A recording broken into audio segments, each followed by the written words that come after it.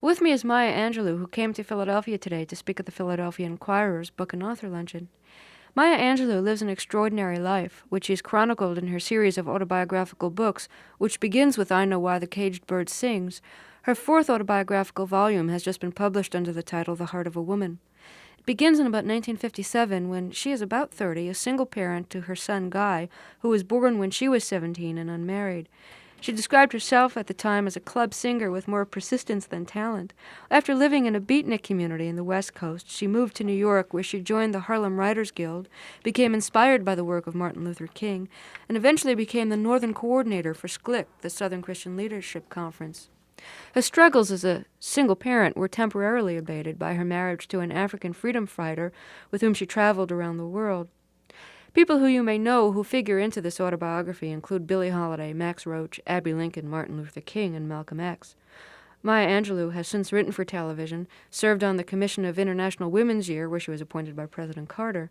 Her volumes of poems include Just Give Me a Cool Drink of Water 'Fore I Die, and Oh Pray My Wings Are Gonna Fit Me Well, and I think the most recent is And Still I Rise. Welcome to Fresh Air, Maya Angelou. I very Thank you much very enjoyed your new much. book. Let me quote something from the opening page. As you say that I had to trust life since I was young enough to believe that life loved the person who dared to live it. You attribute that to the young Maya Angelou. Would you live or think any differently now? I believe that now. I think I'm still young. I think that that is one of the characteristics of youth, and not having to do with chronological age, but youth in the spirit. And as long as one keeps a youthful spirit, one is youthful. Uh, I believe today that life loves the liver of it. I think that life wants to be taken by the lapels and told, I'm with you, kid.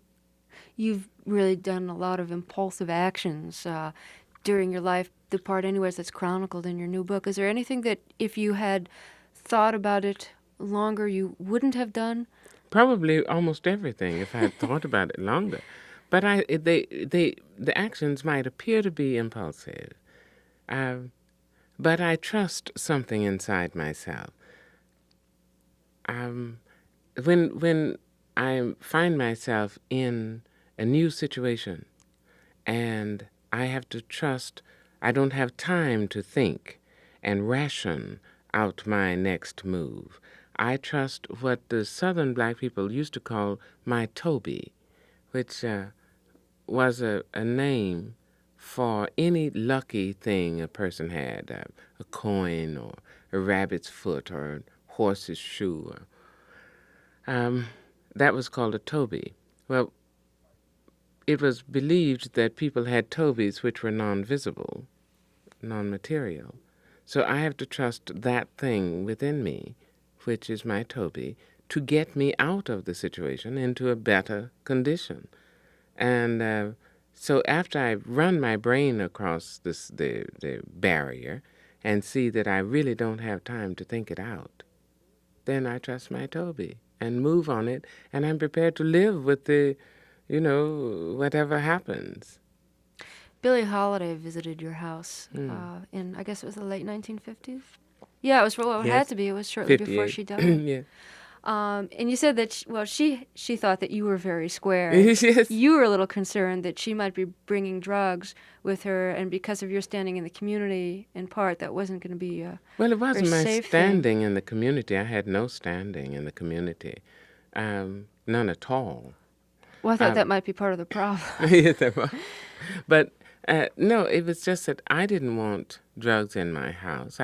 She called me a square, and she was absolutely right. I didn't know how I would be able to say to Billie Holiday, who was my, larger than the pyramids to me. How could I actually say you can't shoot up or sniff up or whatever she might have wanted to do in my house without so offending her that she would curse me out? And how would I deal with that? And yet I knew that I wouldn't allow her to do that in my house because I was raising a son. That was the most important thing. I was raising my son, and I simply wouldn't have that. But I became quite nervous uh, in anticipation or dread of her coming because I didn't know how I was going to handle it. Fortunately for me, she never did it. She never did it. If she did, I never saw it. She stayed with me for 5 or 6 days. And all day long, from 8 o'clock in the morning, 9 o'clock in the morning, until I'd go to my job. I was singing in a nightclub, and I'd drop her off at her hotel before I'd go to my job. Now, if she used anything, it was in the bathroom, and I never saw it. As much as you admired her and as strongly as you felt about her singing, she was pretty arrogant and sometimes pretty rude to you. What was your strategy for dealing with your hero who was being kind of nasty in the moment? Well, I think I've waited. You know that West Africans have a phrase which is obviously in great use among Black Americans, and even more use among South Africans. But the phrase itself isn't used here. But it is exercise patience. Exercise patience. And obviously we have done that, and I was doing that. And I still find myself, when a person starts out to be rude or starts to do something I don't agree with, quite often I will wait and see, is this an impulsive move on the person's part? If I say something, will he or she not get my message that this is not the thing to do? I have less patience as I've become older, rather than the other way around.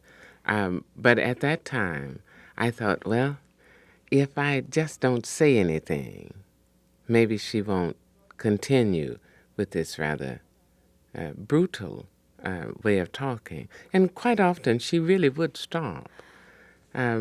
She asked me for some food, and I hadn't planned to cook for her. And she just asked, what are we going to have for lunch? And having a chicken, which of course one has always a raw chicken in the fridge. So I said I would do a chicken and rice and an Arkansas gravy. And she said, all right, chicken is all right, but cook that sucker, fry that sucker. And she just, so I told her that I might not be a great singer, but I knew how to cook. I mean, not to get it mixed up. And she apologized. She said, I didn't mean to hurt your feelings. I just can't stand blood on the bone of a chicken. So each time I would speak back, I wouldn't, my rejoinders were never as harsh as her statement. But she understood that sort of knocking me off would be like taking a double-barrel shotgun to kill a flea, you know. But even though I was a flea, maybe, compared to her, I still had to stand up. I really found myself envying your son during that sequence because she sang for him at night when he'd Yes. go to bed, and I thought how wonderful that must be. But you said he probably would have preferred to play Scrabble. And word games and all that. Could you tell us the story of when she was singing him Strange Fruit and how he reacted to what she said? And Well, she used to curse a lot. She cursed in the most innovative ways. But she stopped cursing when my son would come around. She would simply stop, which was unheard of for her, since every other word uh, was profanity, or when she wanted it. But and then sometimes she would still sort of surprise herself with some vulgarity while he was around, and I never used profanity. And she would look at him and say, "Excuse me, baby, that's just another bad habit I got." But the last night, she sang him Strange Fruit. And he really was not, he was 12, and her voice was gone. And he couldn't appreciate, I appreciated what was happening. But she began, Southern trees bear a strange fruit, blood on the leaf, and blood at the root. And Guy interrupted and said, Miss Holiday, but how can there be blood at the root? And I made my face look like a fist. I said, shut up. Don't say a word. Just shut up. And he wore these great horn-rimmed glasses. He was called a professor at 12, huge glasses. She continued, pastoral scenes of a gallant South, bulging eyes and a twisted mouth. And Guy said, Miss Holiday, I don't understand pastoral scenes. And she turned. And she just erupted, using every word, every profanity, and yet she said, it means when them crackers is doing this to them, then and when they take a little boy like you and they just rip his genitals out, and my son, who had never been spoken to that way, looked at her and then looked at me with such anger. And he said, good night. Good night, I'm going to bed. And he turned and walked out. Well, I went to him. I apologized for the way Miss Holiday spoke. He accepted the apology coldly and said, good night, Mother. I was supposed to take her to her hotel, and I told her how rude she was. And she asked me, but did I lie? Did I lie?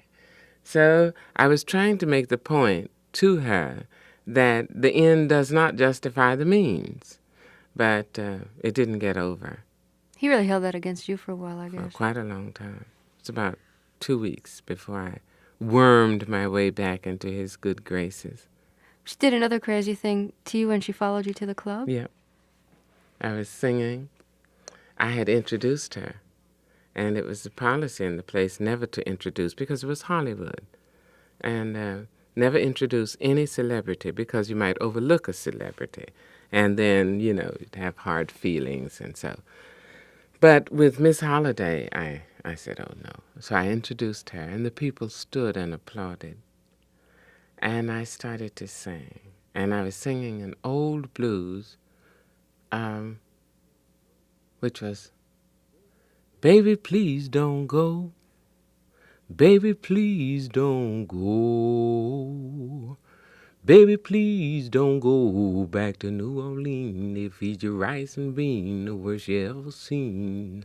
Baby, please don't go. And I was really, and there was just the bass playing, drums and bass. And suddenly she screamed, stop that B. Stop her. She sounded just like my GD mama. Oh, Lord. I felt so awful.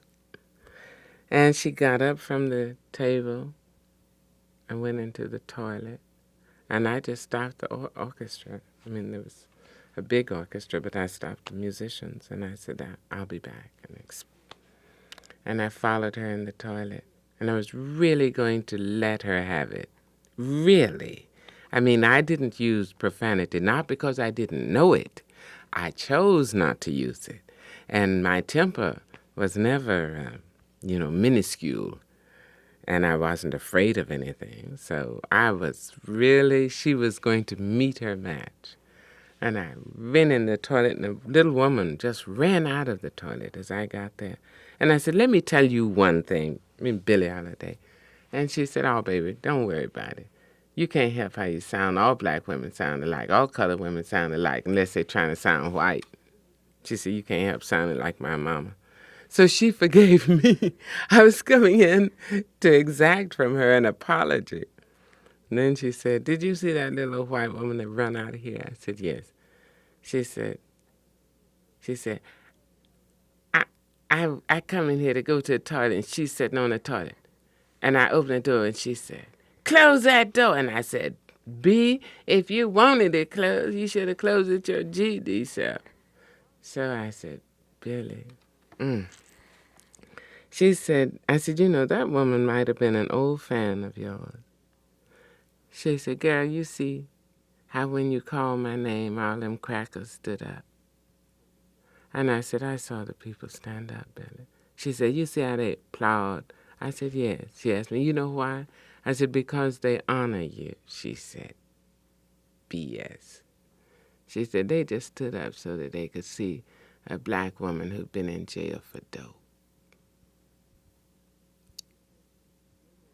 She gave you some advice on your career. Yeah.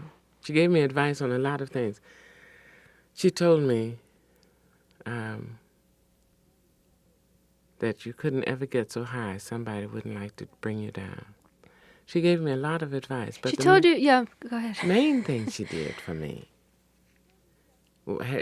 really had nothing to do with what she said to me. But when I almost lost Guy, when those 2 weeks, when he was as cold as a fish to me, and we enjoyed each other's company, we laughed a lot together, I realized, he told me, he said, when I grow up, I'm not going to let anybody, no matter how famous she is, curse out my children.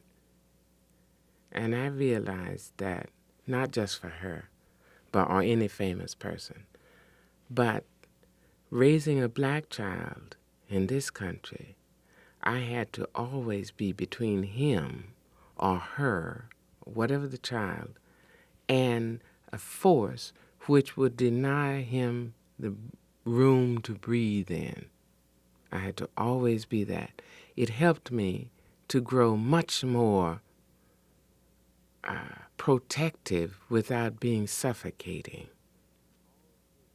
From that day, all his life, until he became a man, I stood between him and murderous forces, whether they do what Jules Pfeiffer called the little murders or the large murder. I would never. They'd have to do me first. But it was through Billie Holiday that I learned it. She had said to you that you'd be famous, but probably not for your singing. And it wasn't too long after, I guess, that you gave up singing. It's true. I didn't realize it until this minute when you said that.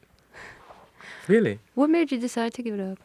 Well, I could sing reasonably well. And sometimes I could really smoke. But I never loved singing. I never loved it. And in order to become great, I don't mean great for the world to see, but great to stretch to all the breadth and width and height one can aspire to reach, one has to love the thing, love it. And I never loved singing. I sang to make my living. And I love to sing in church. Oh, I can sing in church for the whole service. But I never loved standing in front of an audience and singing. I love to write. One has to be ready to sacrifice almost all body comforts for the thing, whatever it is. When you moved to New York and joined the Harlem Writers Guild, Yes. they were really tough on you and on all the other writers. Yes. Now, I found that really interesting because it seemed to me that they wanted to really give the kind of forceful criticism that writers need. And with that came implicit support, I think. That's true. But the criticism was there. It wasn't. That's right. It wasn't blind support or just unconditional support. And the criticism was so severe, the challenge so unrelenting, that writers, or people who said they wanted to write but were not willing to develop the kind of concentration to be found usually in people just about to be executed in the next 15 minutes, were weeded out. You really had to be committed to writing, to be in the Harlem Writers Guild, in the late 50s and the 60s. You just had to be committed to having such control of the language alone that you could figuratively, ball up maybe 3 nouns and 4 adjectives and a few verbs and connectives in your hand and throw them against a wall and make them bounce like rubber. You just had to have such control. and I stayed with them. I believed it. I agreed. And I fell in love. I've always loved words, and I'd been writing for a long time. But I hadn't really tried to understand what writing well was all about. It is said, I think Hawthorne said, easy reading is damned hard writing, and vice versa. So try to write so that a reader is 30 pages in a book before the knowledge, awareness of reading comes upon the reader. That's writing.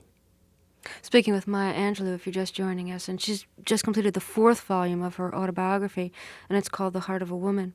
It was about that time also in New York that you really started becoming very interested in Martin Luther King and the movement that he was leading. How did exposure to that change your life? I mean, I know it led to job opportunities and changed your life in that way, but how did it change the way you saw yourself and saw the work that was cut out in front of you? Well, I think that seeing Dr. King was like seeing the light at the end of a tunnel. I mean, maybe not having been aware that one was in a tunnel. He was so bright and hot. And the hope he extended to us all, to black and white, and to all Americans, the hope he extended was almost reachable. It was like a magic time. And I thought that singing was much too frivolous. I wanted to do something more directly involved with helping to change the world.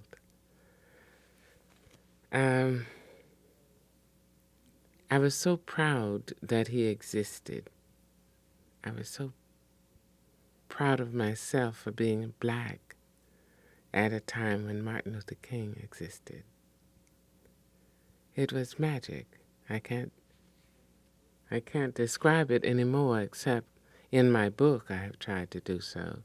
And I might be able to understand it more if I wrote it. You organized the Cabaret for Freedom with Yes. Godfrey Cambridge, Yes. proceeds to benefit the movement, to benefit Right. SCLIC. I guess there were a lot of black performers who really didn't feel like they could do their acts in a good place, and let alone doing it with the proceeds going to a cause that they believed in. Is that something that you think could work well today? Is the equivalent of the Cabaret for Freedom happening anywhere? I don't think the equivalent is happening. I think it could work. It's one of the rare few things, I think, which can work today. My belief is that out of every era comes leadership. And the strategies come out of the era themselves. I mean, only from the time can a strategy which will work for that time be successful. However, a kind of review is a part of the human entertainment cycle, and we've always had those sort of things. I think of everything from West African storytelling, North African storytelling, the days of the amphitheaters in Rome and Greece and Asia and Europe. I mean, there have always been a kind of what the television media now calls magazine shows. And so the review would be a wonderful idea today. It's one of the few things I think that would work. What kind of acts did people do for the Cabaret for Freedom? Well, there were comedians. There was J. Flash Riley, who was one of the leads in a Broadway show. I'm sorry, the name is gone, but it will come. Godfrey Cambridge, of course. A woman named Leontine Watts, a singer. Orson Bean. There were skits, and it was an exciting thing. People, not everything directly spoke to, quote, the movement, unquote, but there was nothing which was a put down of the movement. There was nothing that was in contrariness to the movement. And people had a great time. It was really entertaining. And the proceeds, except for the monies which were paid, which was paid to the actors and to the performers, the rest of the monies went to the Southern Christian Leadership Conference. At that time when you were not only participating in but organizing actions, when there was an action that you and Abby Lincoln and a few other women organized to be held in the UN after Lumumba was killed. And you had gotten some advice from your friend who had become your husband, who was an African freedom fighter. Yes. And part of the advice was to make sure when you do an action like that, that the people, the grassroots community, is behind you in it and aware of the fact that you're doing it. Can you tell us how you use that, and if you thought that is good advice? Yes, it's excellent advice. It wasn't so that they would necessarily be with us, because we didn't really expect them to come down to United Nations, but so that they would know what we were doing and why we were doing it. So we wanted a demonstration at United Nations to say that black people protested the murder of Patrice Lumumba. So we went on 125th and 7th Avenue.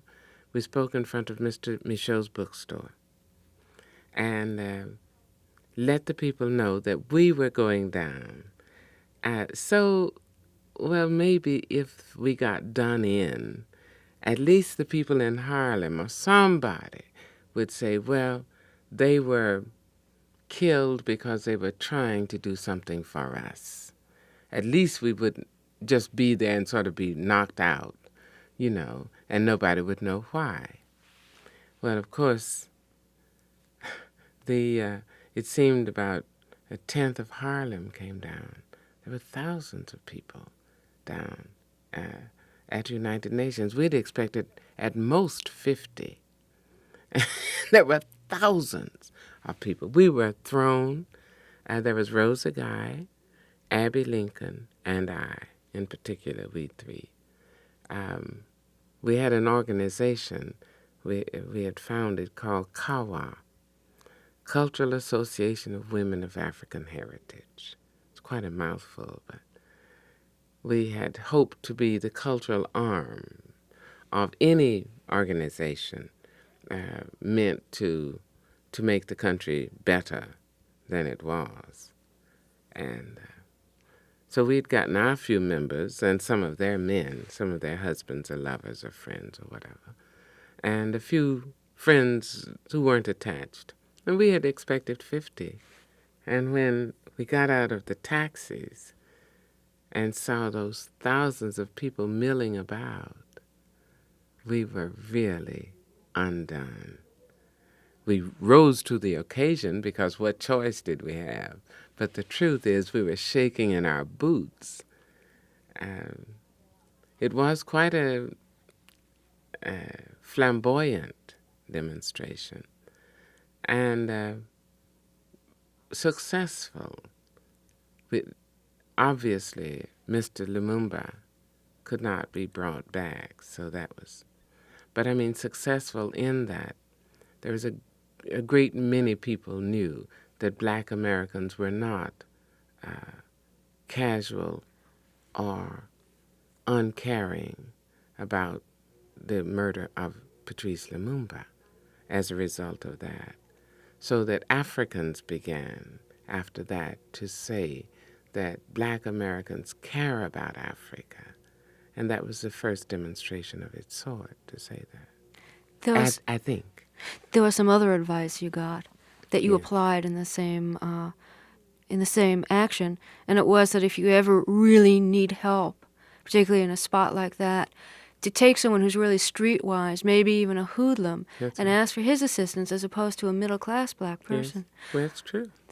And maybe you could describe for us the situation that you did it and how it worked out, and I'll tell you my reaction Okay. afterwards. A friend, a young man, Carlos Moore, who was a Cuban, had been very instrumental in getting some of the people into the United Nations before we sort of stood up and were counted literally and figuratively. And when we came out, I heard that he told me, let's go to the Belgian embassy, Belgian consulate. We went, and when I arrived, I was told that Carlos had been in there and it was on the 11th floor, I believe, that he had been in there for a half hour, and no one knew what was happening to him. Well, I thought somebody has to go in. And rather than ask anybody to do something, I'd rather do it, especially if it's dangerous or very hard work. I'd rather do it myself. But I needed someone to go with me, and I thought of what my husband told me. He said, if you're ever in danger, never go to a middle class or bougie. Now, he's South African. Xhosa, he is. Pan-African Congress. He said, go to a tsotsi, which was the name in Xhosa for a thug. He said he will know that he has nothing to lose. And if he agrees to go with you, he will go all the way. So I looked around on the street for the person who looked most like, that. There was a man who had scars, running everywhere except in his eyes. He had been brutalized, and he had a mean look on his face. And I said, excuse me, brother, but my name is Maya, and little Carlos is in this building, and I want to go in, and I need somebody to go with me. Will you go? He said, sure, let's go. He didn't wonder what would happen to him. We went in, the place was teeming with police. There were police outside, there were riot squads and everything, all white. And we went in, and the policeman with lots of badges and brass asked where we were going. And I had seen on the directory that there was a book company on the 10th floor. So I said, we're going to that book company. And the policeman asked this tsotsi, and he said, I'm with her. I'm going as far as she goes, all the way. He was wonderful to me because we got locked out in the fire escape, the inner fire escape, and the doors were locked, and I panicked. And he told me, Sister Maya, you don't have anything to worry about. He said, they have to walk over my dead body to get to you. You just stay right here. And, he just took over. And, it showed me a number of things. I learned a number of things from that. One, that it is wiser, late to learn it, but it is wiser to be a bit more prepared if you're going to risk your life. And never to risk anybody else's life. I was very embarrassed that I had, by my silliness, risked that man's life. I also learned that there is a level of courage which is so automatic that trumpets do not go off. Rhetoric is not, doesn't come into the voice, that great speech that I shall do this. The man just said, you have nothing to worry about. They'll have to walk over my dead body to get to you. And when we got out into the street, and I said, "Oh, I want to thank you, and I apologize, and I want to tell my husband how good you were." And he said, "Just tell him there was a black man who was ready to go the distance with you. That's all." And he just sort of merged back into the crowd. I found that a really amazing story. Yeah. And asked myself if I would ever do anything like that, though I haven't ever been in quite that position anyways. But there was a moment in it when you're in the stairway and the doors are locked on either end and you can't really get out, and you're expecting that people will open the door and maybe shoot you. That's right. And then the person who you had asked to accompany you turned toward you. And I mean, your writing was very excited at this point, and I was prepared for something to happen. And when he turned to you, I said to myself, "Oh, I hope he doesn't attack her. Yeah. Is he going to rape her? Is she now going to become his victim?" And I got really scared for you in that moment. And obviously, I had no reason to, because everything was under control. But is that the kind of thing that you would ever think about, or if you were in that position again, or do you think that? Oh, no, because the life was at stake, both his life and mine. Right, so that would have been a really No. stupid thing to... I wouldn't have ever thought that, no. I wouldn't have been surprised at the moment if he had turned and said, "How could you have, gotten me involved in something as stupid and dangerous as this?" Right. I mean, if he had put me down, that wouldn't have surprised me, because when I came to myself after the panic subsided, I put my own self down. So that wouldn't have surprised me. But what did surprise me was the ease with which he showed his generosity and his courage. It's a great story. You went to talk to Malcolm X afterwards to see what advice he'd have on what to do next, now that all these people had been mobilized. What did you think of his politics, which were considerably different from Martin Luther King's politics? Yes. Well, I had really expected him to say, "Well, great, what we were concerned about, of course, was that the black people had shown by coming in such numbers that they were really furious in Harlem. And so we thought, since neither Abby, Rosa Guy, nor I, or any of the other women in our group knew what to do with this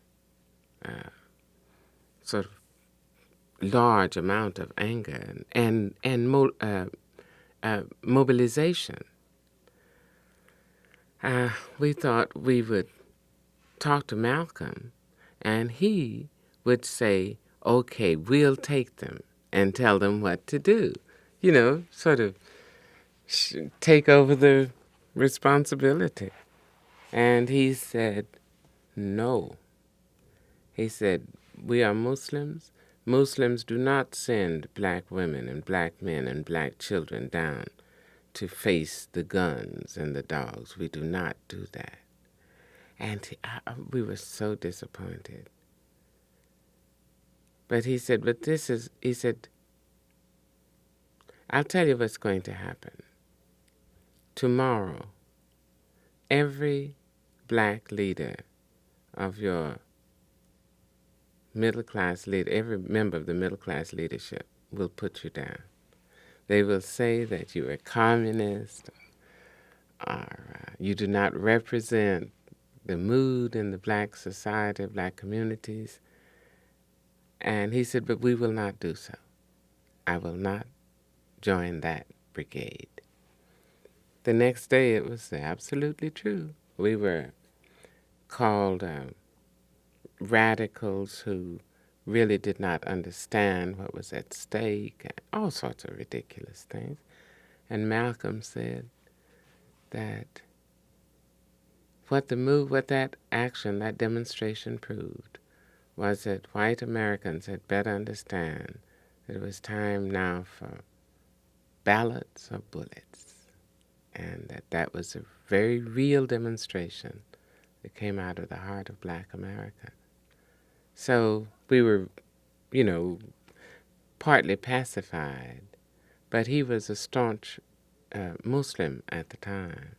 And really, his politics were intertwined with his religion, and they simply could not be separated at that time. I guess he was familiar with being denied by other leaders and being called too radical and atypical of the mood of the people. Right. Most of the period of time that you write about in the book, you are a single parent, and you're constantly having to decide between the things you want to do, whether that's moving from the West Coast to the East Coast, or going without a job to wait for a better job, or just going out at night and staying late at a party. Yeah. You always have to weigh that between what it means to you and what it's going to mean for your son. Did you have any guiding principles to lead you through that period in weighing all those decisions? Well, some, yes. I decided that no man would sleep in my house. No man to whom I wasn't married would sleep in my house. And I had as healthy an appetite as the next person. So I devised all sorts of ways of getting out. And then Guy was 12, or say 13. He was too old to have a babysitter. So I learned to lie quite a lot. I would go out and stay and visit with a gentleman friend and come home at 5 o'clock in the morning, somehow, get in the house, and Guy would awaken about 6. I'd get in the house and take a bath and put on my gown and robe. And he would come out of his bedroom, and I'd be making breakfast, and he'd say, "Gee, Mom, I don't know how you can get up so early. I mean, gee, Mom, you really are so good." And I'd make breakfast and sit there propped somehow with my hand under my chin until he would go off to school. I would be so grateful to see the door slam so I could let's go to bed. But that was one of the principles in my life with him. I wanted his respect. And I wanted him to know that a woman is deserving of respect, as a man is deserving of respect. So that when I did have a man to come into the house, and I mean, by this time, I wasn't putting a great deal over on him. He's right. He had to appreciate what I had done, whether he knew I was, fibbing or not. And he knew that if a man came into the house, that I was extremely serious about the man. And he had to act accordingly. That was one of them. I tried to tell the truth and to live it. I tried very hard to make him love truth, love it, the real thing.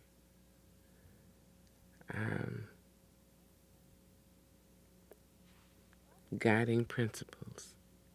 Well, I've imagined sometimes what it would be like to have grown up with a parent or parents who were performers or who were in very active political or artistic circles, and you were very active in both, and to be moving a lot. And what a life like that would be like.